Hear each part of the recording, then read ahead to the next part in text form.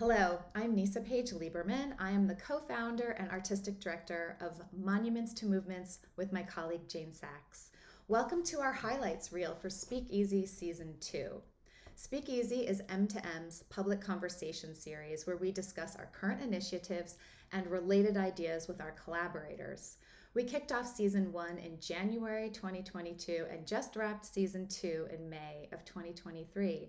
If this is your introduction to Monuments to Movements, welcome.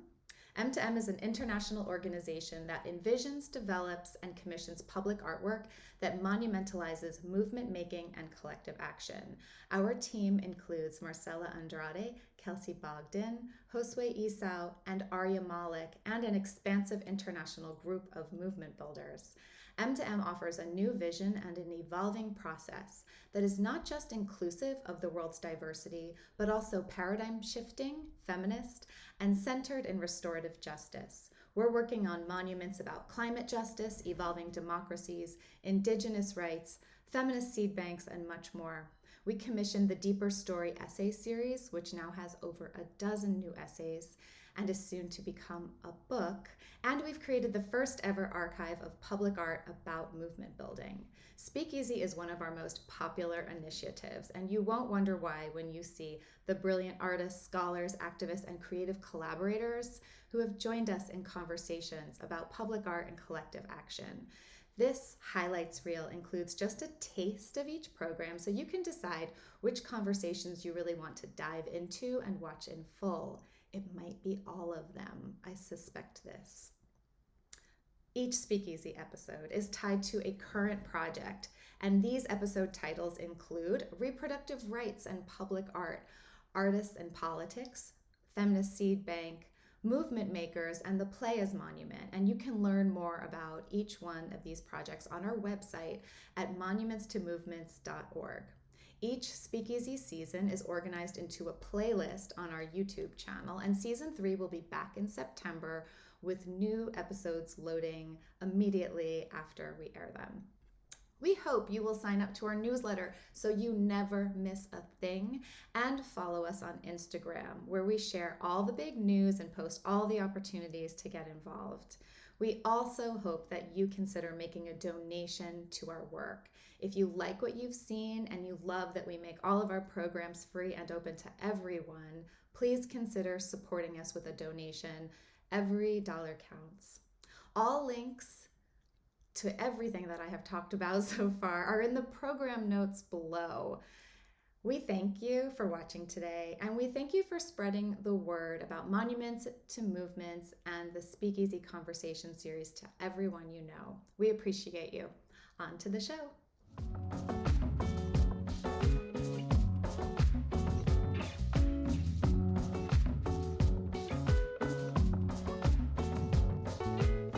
Through my work with For Freedoms, especially Hank Willis Thomas, and now the Wide Awakes. One thing we really strive for, and has really been inspirational, and I really believe in, like I mentioned before, is civic joy and radical love and coming together. I have a piece called Love is Activism. And if we can come together in love, and I'm seeing it, I'm seeing that grow. The first little march I did, which was rather impromptu, and we laughed, and I thought, is this okay? Is that okay for us to do in a political, or protesting and speaking up for abortion rights? Is that okay? And I realized we need that laughter, and again, that's hope. We all need hope, especially these days. And it creates hope and community. And it's really about building on that community and building on love. And I truly, truly believe in that. I always think of Harriet Tubman. She is my inspiration, because I always say that she didn't have the clothing that I have.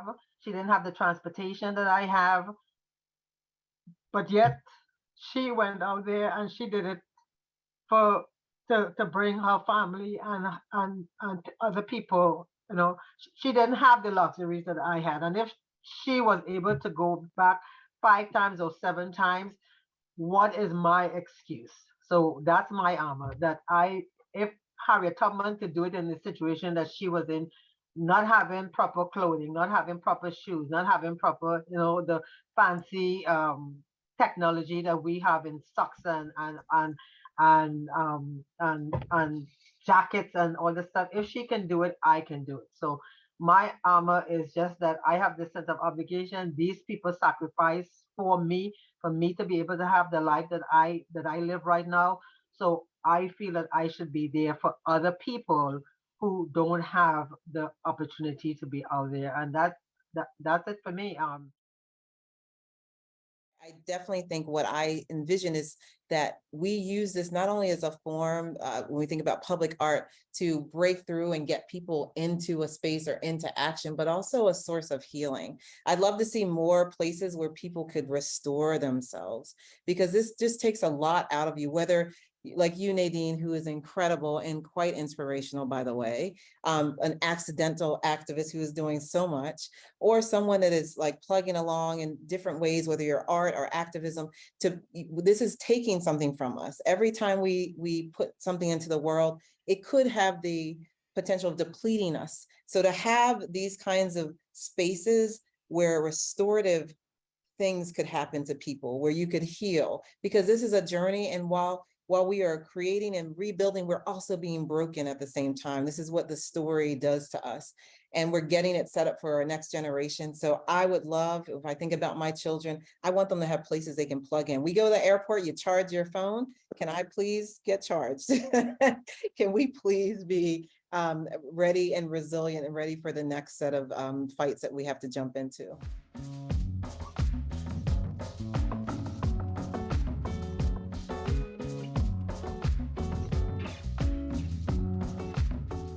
Love in general artists who, like Hank and the Guerrilla Girls, who are both doing the work in the field and producing and creating and doing hands-on work, but also building platforms and lifting up others. I think to me that's a really essential part of creating the world that you want to see. When the Guerrilla Girls started all those years ago, we loved the street. We loved seeing what was in the street.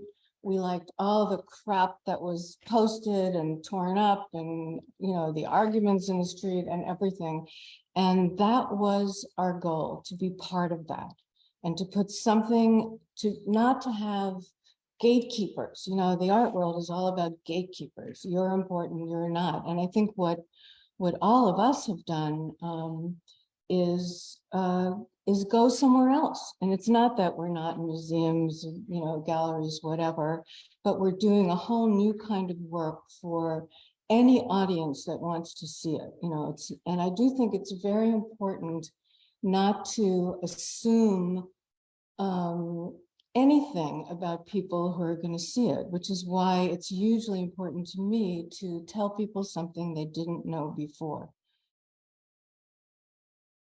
I'm holding on to a thread of truth that comes straight out of my heart, that existed before I existed. So that thread of truth that was in my ancestors, that what we call ancestral intelligence, and threading that into the lives of my descendants, not just the ones that come out of my loins, so to speak, but anyone and any human relative of mine to follow.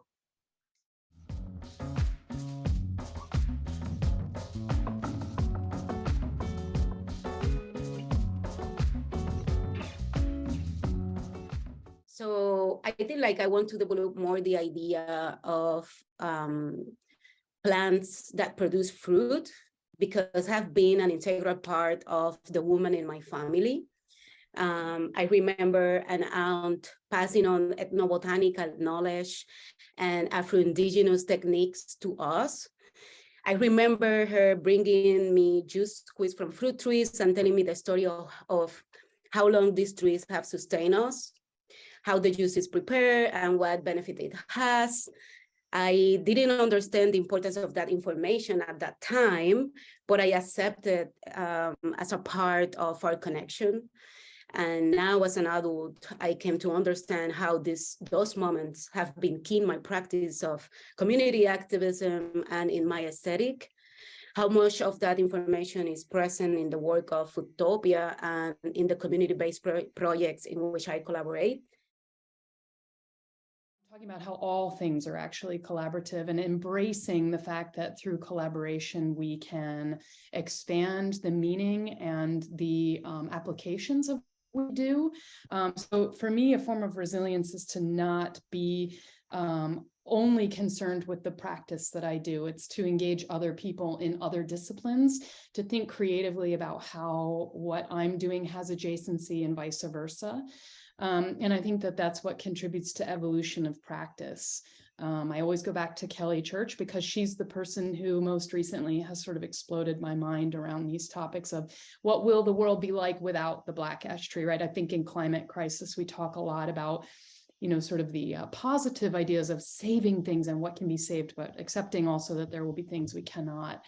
And so resilience is also thinking about how collectively we can evolve practices to live through these times. I think that's a really important aspect of resilience.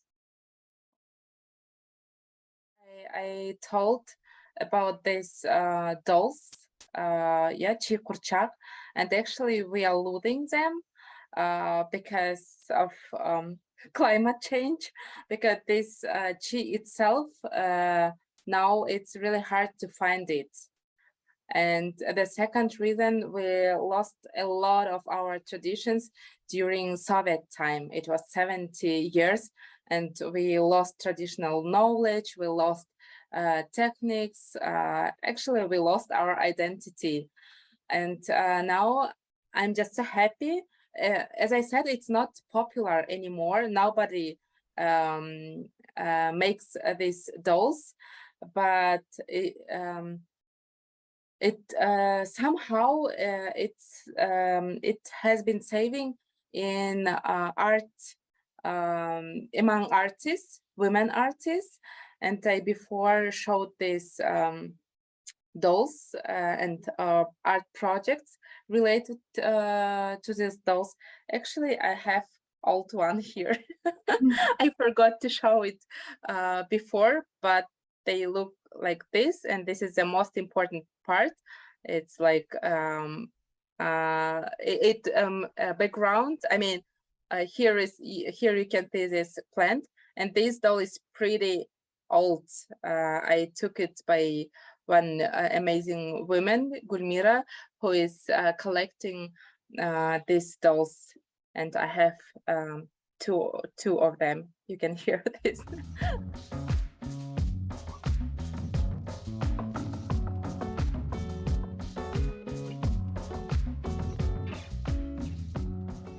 And for me, what kept me sane during my time in prison was learning, was seeking information out, reading, and trying to play with ideas in my head and try to act them out in the confines of a prison institution. So I knew how important that was. So when I was released, I created a print publication called News Inside that would be free of charge and free of the hassle all the hassle that I just explained for incarcerated people, and is distributed in over 1,000 prisons and jails in the US. And most recently, I created Inside Story, which is a video series for people in prisons and jails who may have some literacy issues or who would prefer to get their news from television as opposed to reading it.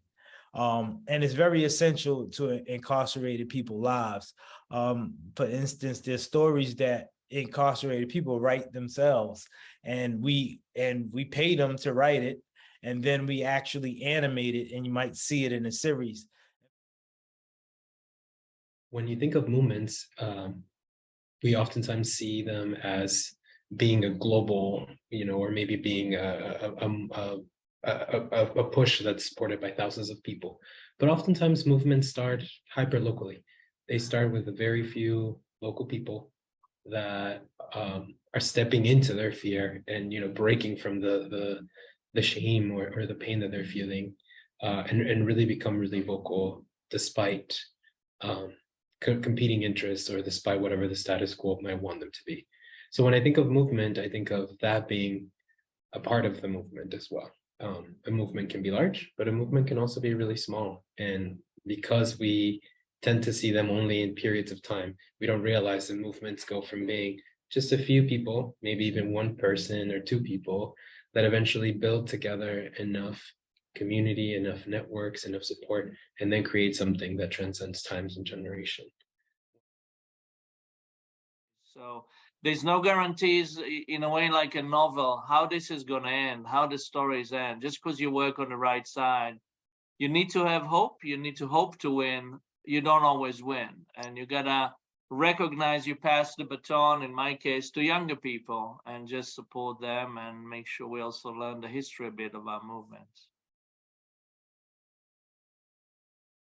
You know, when you need blood and sandbags and water and lifelines, you don't call in art, you know, but it's the second responder, you know, it's not the first, it's the second, because it's when we understand our humanity and we get to actually question things and get involved in a way that is open to everybody, right? I mean, art can be the most democratic tool, like it delivers on that promise of you too can enter into it. So I think just in real time, you see how the power of art can really carry a message, can make people want to be part of a movement. It can speak to people in a way that's different than words, which can seem really sanitized or really academic or really clinical. So I think it plays a really core role, actually.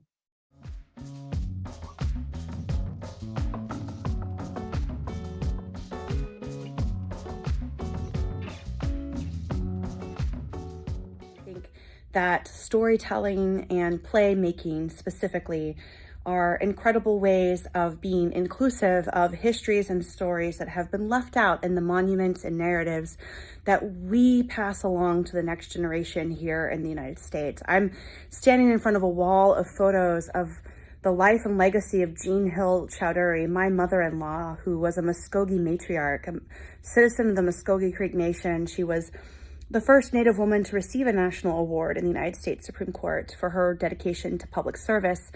But many people don't know her story. There are no monuments to her. There are no inclusions of her story in curriculum and K through 12 education. And quite honestly, until very recently, stories like hers were not told on the American stage, because until very recently, most American theaters had never produced a single play by a Native playwright, but had produced multiple plays using red face.